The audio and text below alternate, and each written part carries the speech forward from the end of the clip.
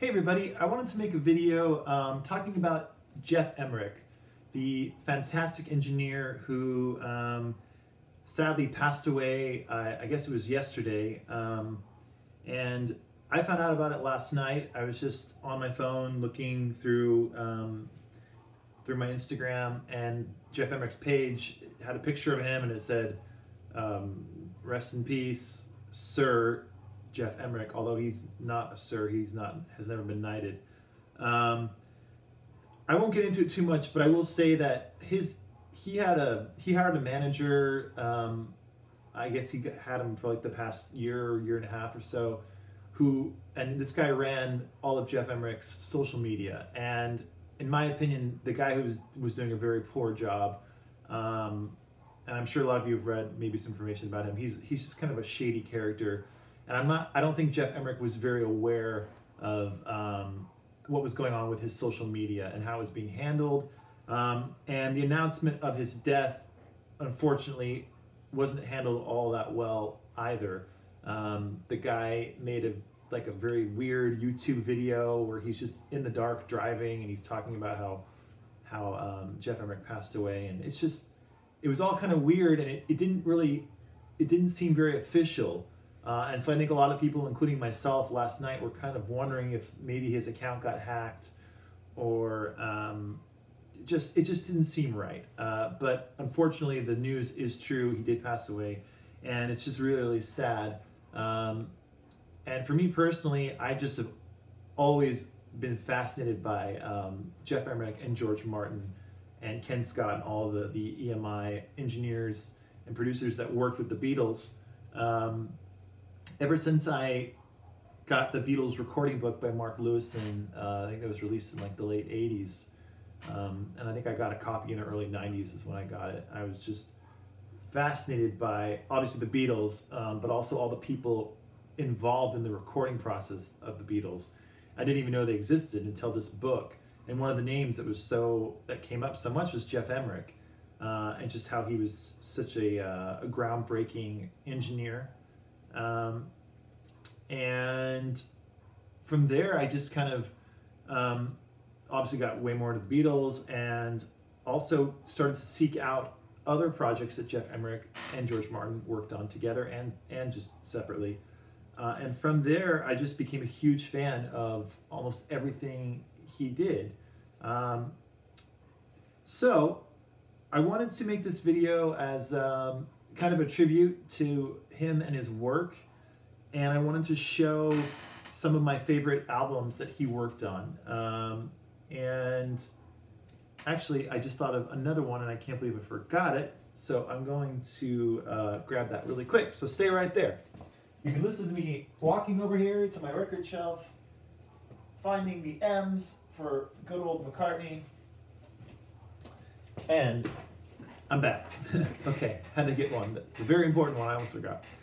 Anyway, so first off, let's just show. This is the very first album that Geoff Emerick was ever the official engineer on, and it's probably, well, it's definitely my favorite album of all time by anyone, and it's definitely the album I think that he'll be remembered for probably the most. Probably this one and Sgt Pepper are the two that he'll be remembered for the most, but it's of course Revolver, and this is the mono. This is from the mono 2014 mono remasters, and I chose the mono version because the mono version is the one that the Beatles and George Martin and Geoff Emerick all put the most time and effort into the mono mix. And in Geoff Emerick's book, Here, There, and Everywhere, which I recommend so highly, it's just a fantastic read. If you care about the Beatles, if you care about music, if you care about recording, you're gonna love it. But anyway, in that book, he does talk about how the mono mixes for Sgt Pepper and for Revolver are the ones that he took the most time and care into, and the Beatles did, and George Martin did. So I actually, this morning, I work from home, and while I was working from home, I get to listen to records, and I decided to listen to all Geoff Emerick engineered or produced records, and I started with Revolver, and I was reminded of just how fantastic everything sounds on this. and I mean everything, from the vocals to the guitars to the strings on Eleanor Rigby. The strings on Eleanor Rigby are just so in your face. He talks about it in his book how he really put the microphones extremely close to the violin players, and the violin players at first were kind of freaked out because that was just something that was not done, because normal recording procedure in the 60s was to have just room microphones, so like just a couple microphones very far away picking up the overall sound of the players. Geoff Emerick put a microphone close up on every single player during the Eleanor Rigby recording session, and it really gave that biting sound that we hear now, and it just sounds great.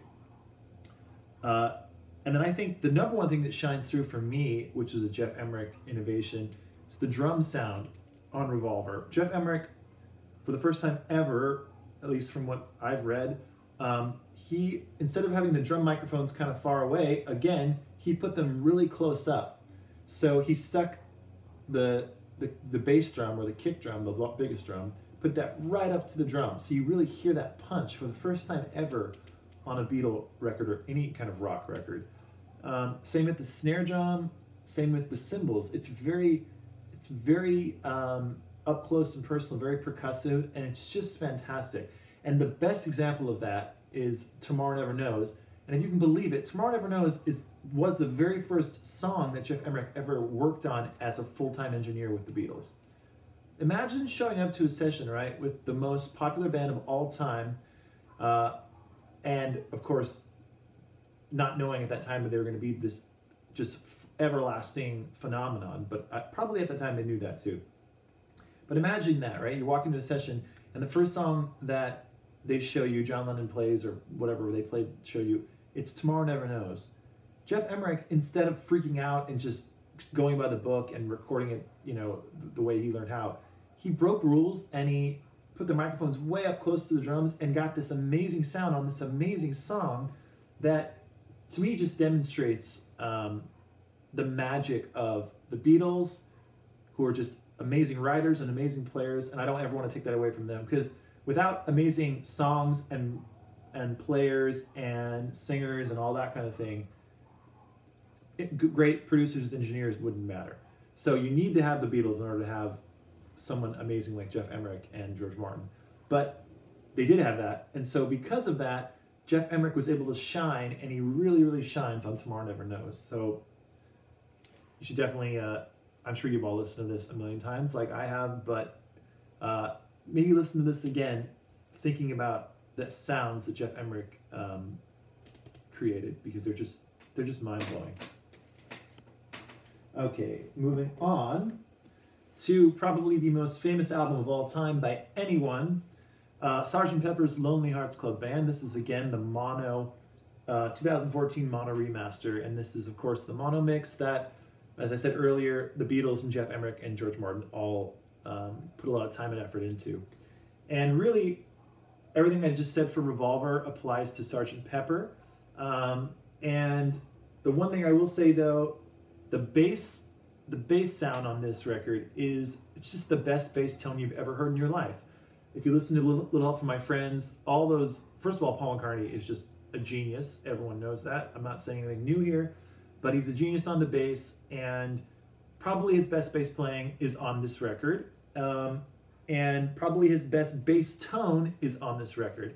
Now the bass playing is strictly Paul McCartney. Can't get around that. The tone, I will give a 50-50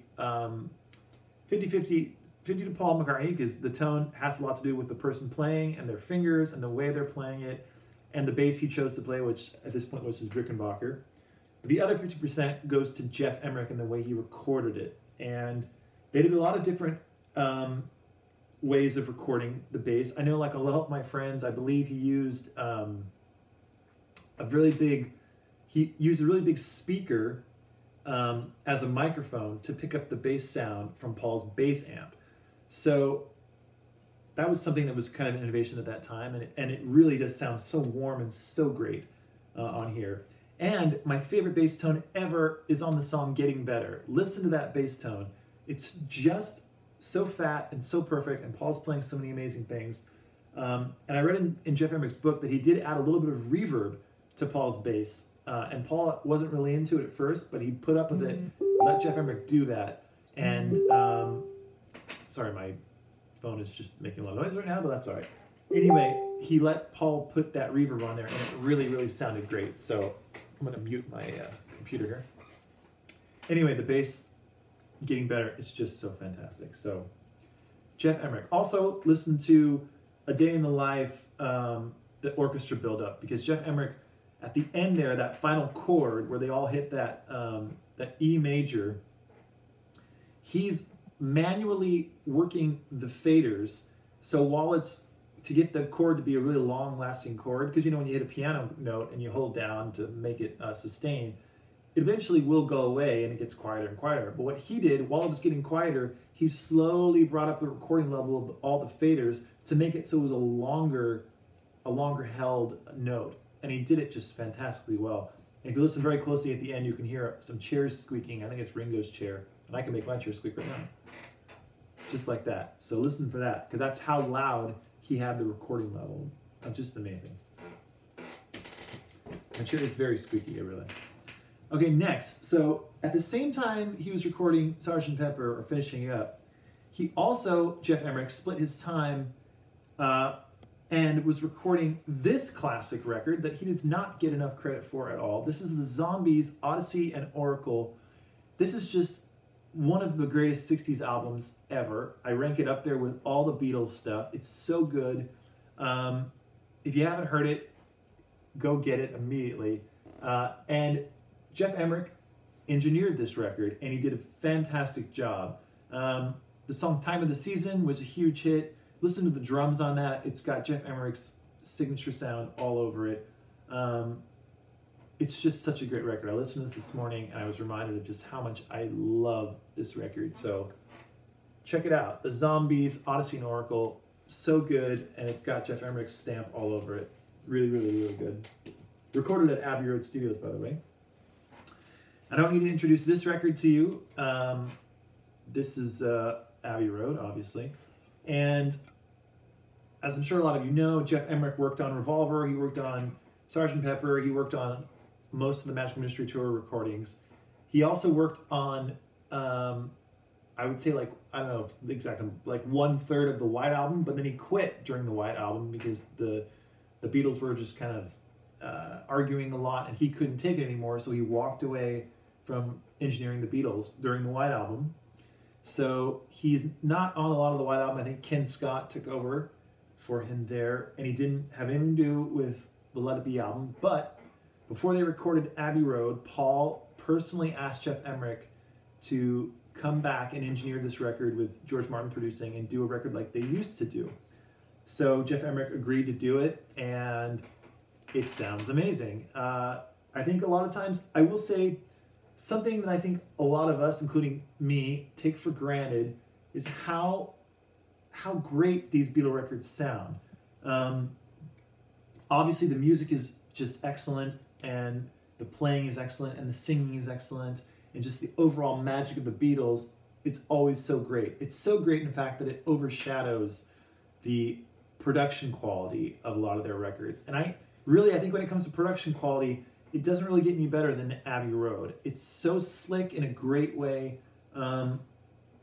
It's just probably one of the best recorded albums ever.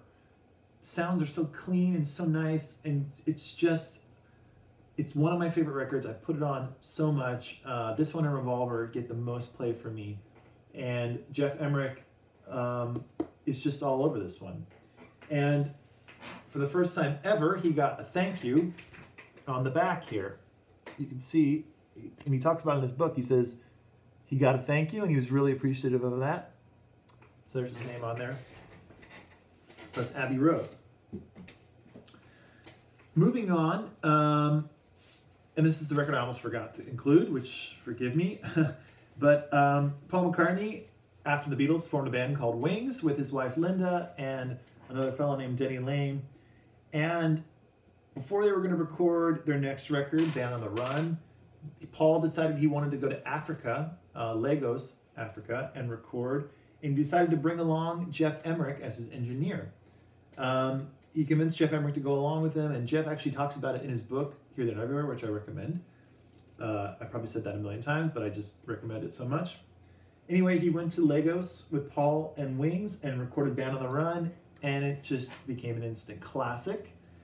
And the sounds on this are fantastic, just like all the other records that he did with the Beatles. The drums sound great, the bass sounds really good. For me, the quality that comes across on Band on the Run that I just love is the sound of the guitars. Let Me Roll It, the title track, Band on the Run, Jet, No Words. What else is on here where the guitars just sound amazing? Mamunia. Listen to Mamunia. Listen to the acoustic guitars on Mamunia. They're so crisp, so clear, just phenomenal. This happens to be an original UK pressing, which I recommend highly. The US pressings are good too, but this original UK, you can't beat it. The bass is great. The clarity is just so wonderful.